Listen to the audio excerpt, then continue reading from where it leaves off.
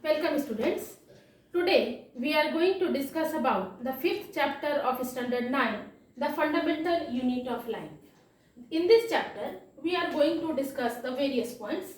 First we will discuss about definition of cell. Second we will discuss about discovery of cell. The third, what are living organisms made up of. The next point that we are going to discuss, what is cell made up of.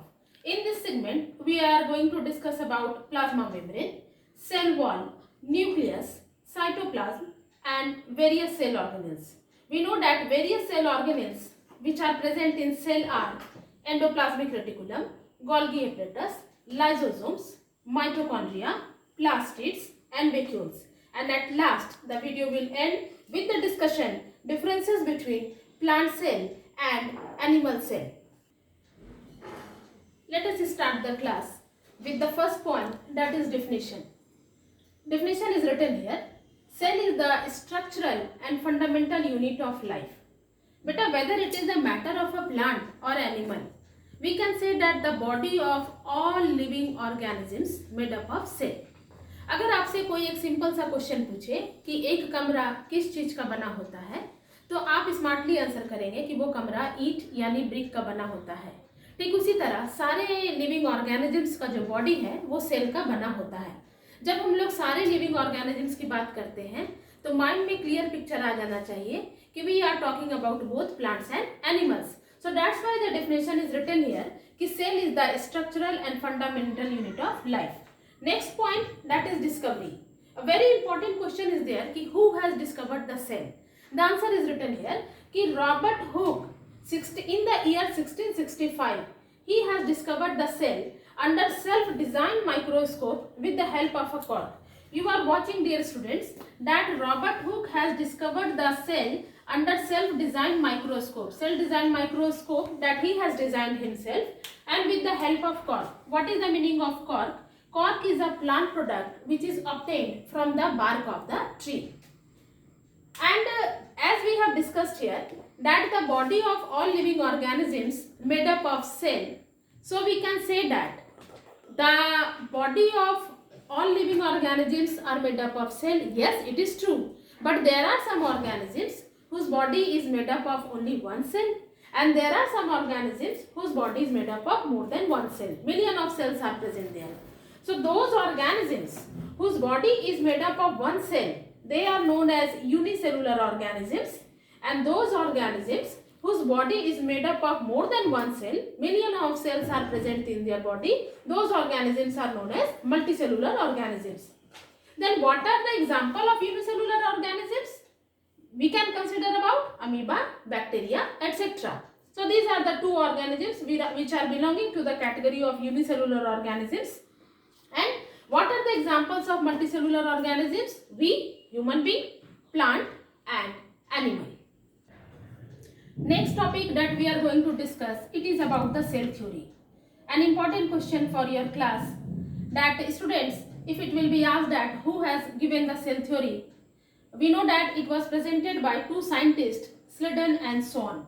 Sladen in the year 1838 and Swan in the year 1839. They were biologists and they have presented the cell theory. According to cell theory, they have given the 2 points. And what are those 2 points? The first one is the body of all plants and animals are made up of cells. And second, cell is the basic unit of life. And then in the year 1855, Virchow, another scientist, his name was Virchow. In the year 1855, he expanded the cell theory. So these questions here, it becomes important. Sometimes it is asked that who has expanded the cell theory. There are 2 points, students, please don't get confused. The cell theory was presented by Sladen and Swan and the cell theory was expanded by Virchow. And Virchow in the year 1855, he has expanded the cell theory and according to him, the new cells arises from pre-existing cells. What is the meaning of this sentence? That you can easily understand with the help of diagram that this is the existing cell. So how the new cells will arise? So this cell will divide and it will produce the new cells. Then again this cell will divide and this will produce the new cells. So you are watching in the diagram that new cells arises from pre-existing cell. This was the expansion of cell theory and it was proposed by Virchow in the year 1855. Now, do you know class 9 that whether we have read that whether the plant's body or animal's body, both the all the living organisms, their body is made up of cells. Now we are going to discuss that what is the cell made up of.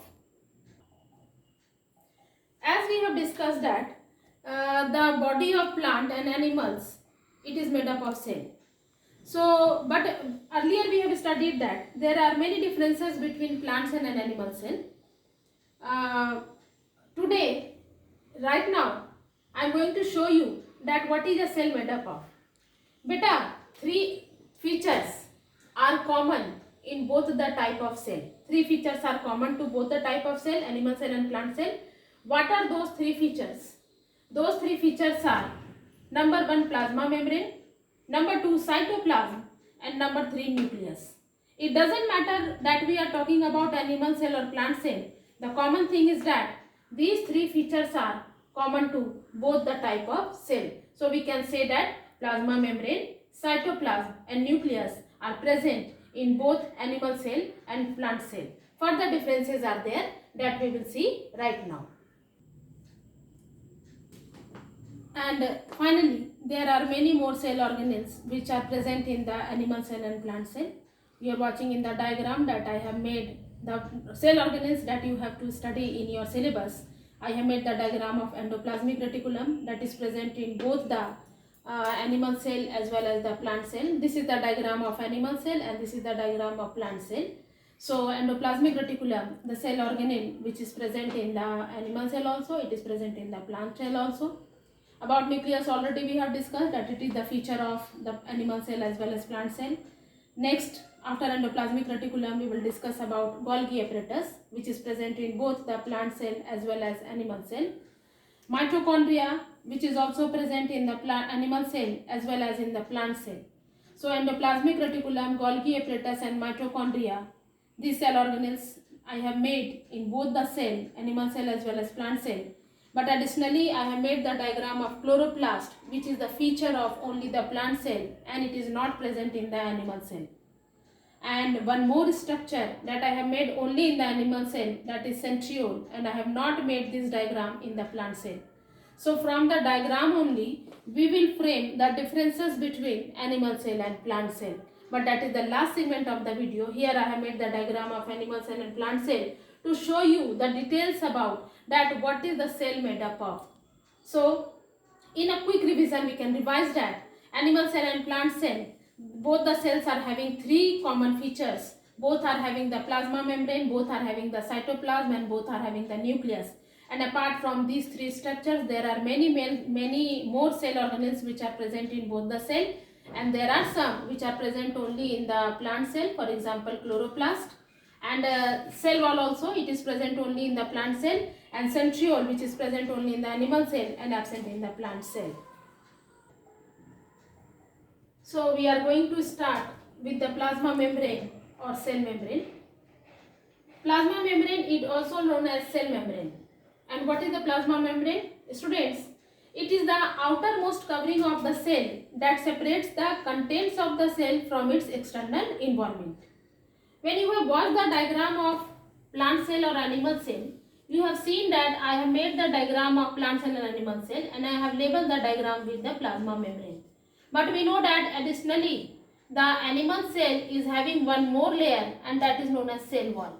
So if it is written here that it is the outermost covering of the cell, we can also specify that outermost covering of the animal cell. So it is the outermost covering of the cell that separates the content of the cell from its external environment. And what is the function of plasma membrane? The plasma membrane allows or permits the entry and exit of some materials in and out of the cell. इसका मतलब ये हुआ कि plasma membrane, जिसे cell membrane भी कहा जाता है, उसका काम क्या है? That allows or permit the entry, अंदर आना, and exit of some materials in and out of the cell. Cell से कुछ selected substances का सेल के अंदर आना और सेल के बाहर जाना, ये सिलेक्शन कौन करता है? ये सिलेक्शन प्लाज्मा मेम्ब्रेन करता है। इस सेल के अंदर कुछ सिलेक्टेड सब्सटेंसेस ही आएंगे और सेल से बाहर कुछ सिलेक्टेड सब्सटेंसेस ही जाएंगे। So the plasma membrane allows और permits the entry and exit of some materials in and out of the cell.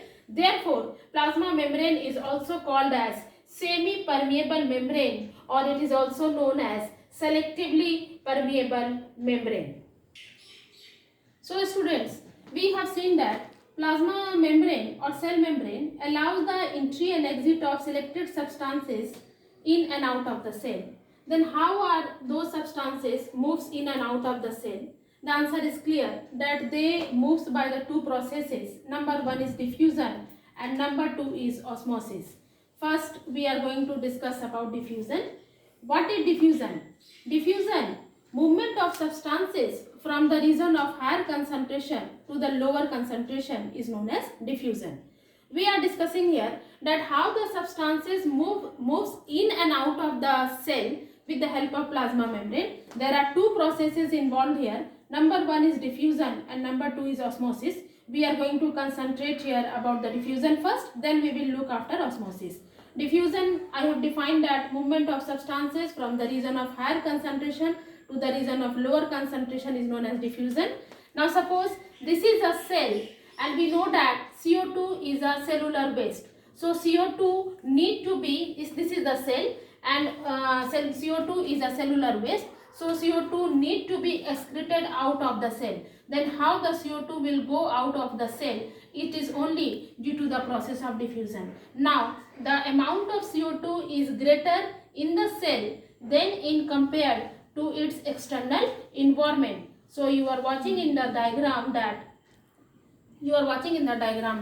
the amount of CO2 is more in the cell than in compared to the external environment. So by the process of diffusion, the CO2 will move from the region of higher concentration to the region of lower concentration.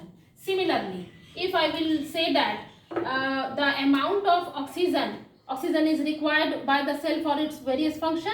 So if I will say that the amount of oxygen is more in the environment than in compared to the cell, then by the process of diffusion, oxygen will start moving from the region of higher concentration to the region of lower concentration. So we can say that diffusion plays an important role in gaseous exchange between the cells as well as the cell and its external environment. Now we will look after osmosis. So we have seen that diffusion plays an important role in the gaseous exchange between cell and its external environment. Then what about water? The water also obeys the law of diffusion. Here we are going to discuss osmosis. Osmosis is a type of diffusion. So the definition of osmosis, movement of water molecules from the region of higher concentration to the region of lower concentration through semi-permeable membrane. This is an important word regarding the definition of osmosis. That water molecules moves by the process of osmosis from the region of higher concentration to the region of lower concentration through semi-permeable membrane. Now one important question is there in your syllabus, that what will happen if we put an animal or a plant cell into a solution of sugar or salt in water. Let us discuss this question, students. The question is written here, what will happen if we put an animal cell or plant cell into a solution of sugar or salt in water? For the explanation of these questions, we have to take three beaker A, beaker B and beaker C. In the diagram it is clear that in the beaker A, isotonic solution is kept, in the B, hypotonic solution is taken, and in the C, hypertonic solution is taken. What is the meaning of, and in the diagram also it is clear that in the isotonic solution or in all the three beakers, beaker A, beaker B, beaker C, we have taken resin also. So resins are kept in isotonic solution, hypotonic solution and hypertonic solution. What is the meaning of isotonic solution? If the medium has exactly the same water concentration as the cell. Here we can consider resin as a cell.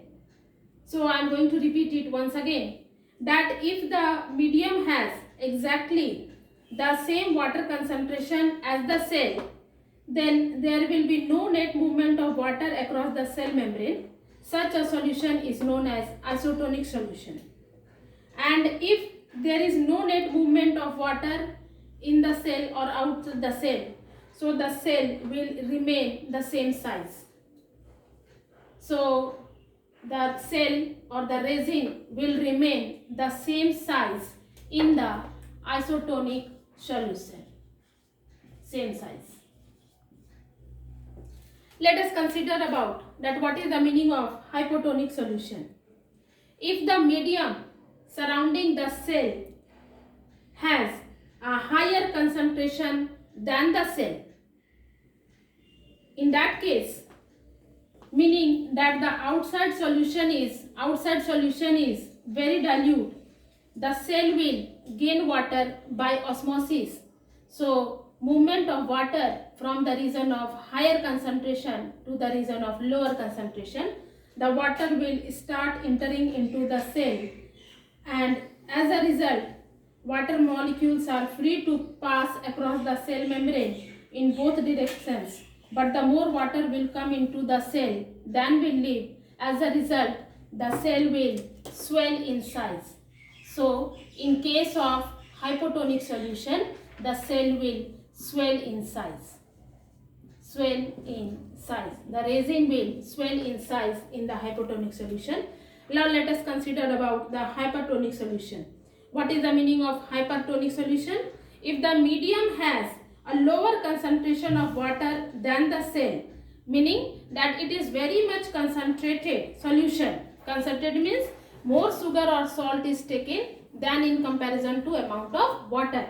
So if the medium has a lower concentration of a cell than the cell, meaning that it is very concentrated solution, the cell will lose water. The cell will lose water, and such a solution is known as hypertonic solution. Then what happens in hypertonic solution? In hypertonic solution, the cell will lose, the water will come out from the cell, and as the result, the cell will shrink. So here the cell will shrink. So we can conclude class 9. Dear students, we can conclude that if just consider here the plant cell or animal cell as a resin. So we can conclude this topic that if plant cell or animal cell is kept in isotonic solution, it will remain same in size. If the cell is kept in hypotonic solution, it will swell in size, and if it is kept in hypertonic solution, it will shrink in size. So in isotonic solution, the cell will remain same. In hypotonic solution, the cell will swell, and in hypertonic solution, the cell will shrink. The students, बच्चे हमेशा confuse कर जाते हैं, students हमेशा confuse कर जाते हैं. तो ये तो बात क्लियर है कि आइसो मतलब होता है same. So isotonic solution the same. पर हाइपोटोनिक और हाइपरटोनिक में अगर आपको कंफ्यूजन हो रहा है तो यहाँ पर आप एक ट्रिक लगा सकते हैं. आप देख रहे हैं कि हाइपरटोनिक और श्रिंक में एक वर्ड कॉमन है जिसको बोलते हैं R. The R letter is present in hypertonic also, and that R word is present in shrink also. So we can apply a technique that hypertonic shrink. This R should be common in both the words.